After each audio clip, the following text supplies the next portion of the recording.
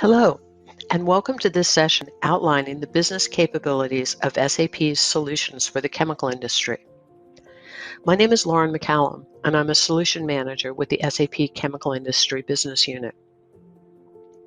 To help explain these capabilities, we'll use the Chemical Industry Value Map, which lays out SAP's solution capabilities by grouping them according to chemical industry business priorities, which you see in the orange boxes across the top.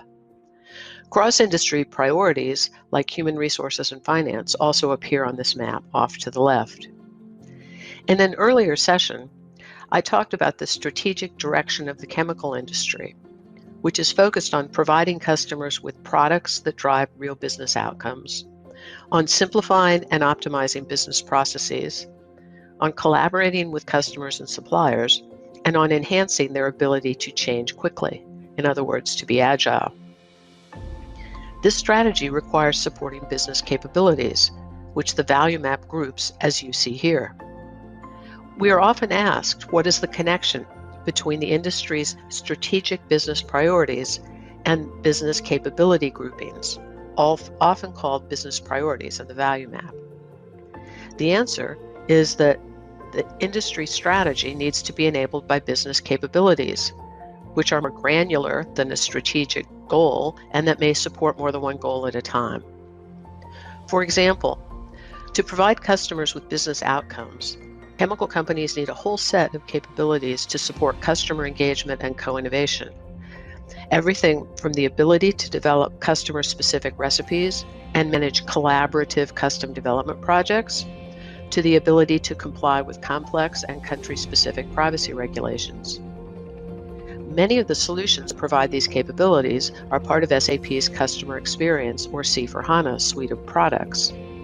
But the actual product matters less than the solution it provides to the customers. Just as chemical companies strive to sell products based on business outcomes, SAP sells products based on the business capabilities or solutions they provide.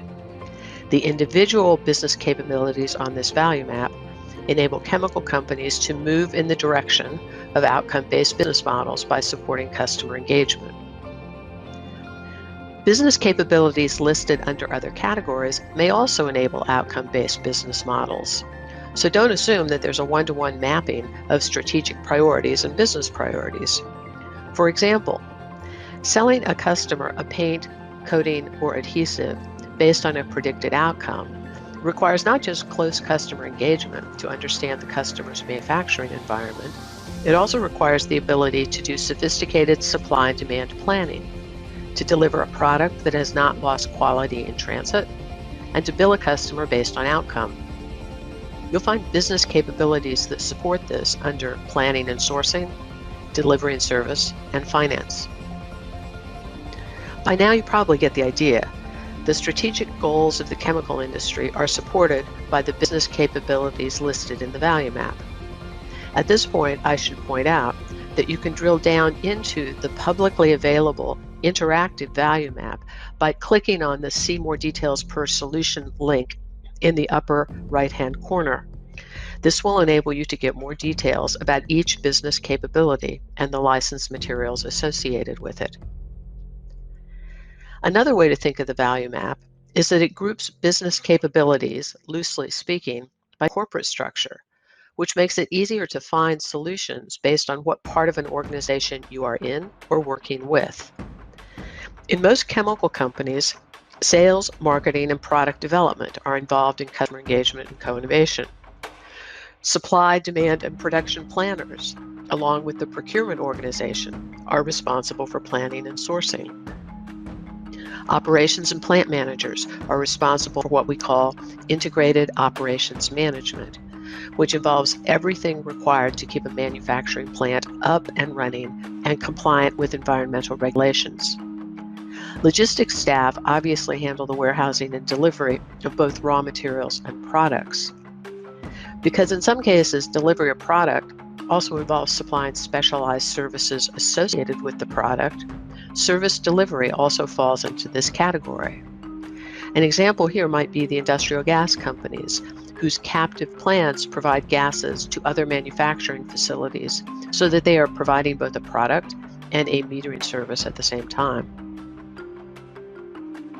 The final point I want to make about the value map is that supporting the end-to-end value chain in chemicals increasingly requires chemical companies to think outside their own four walls and to invest in capabilities that enable cross-enterprise collaboration. In the area of customer engagement and co-innovation, we see increasing focus on enabling B2B e-commerce and cross-company marketplaces. In other areas of the value map, business networks play a big role.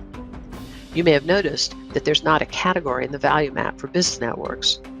That's because business networks support all of these industry priorities, from Ariba Network supporting planning and sourcing.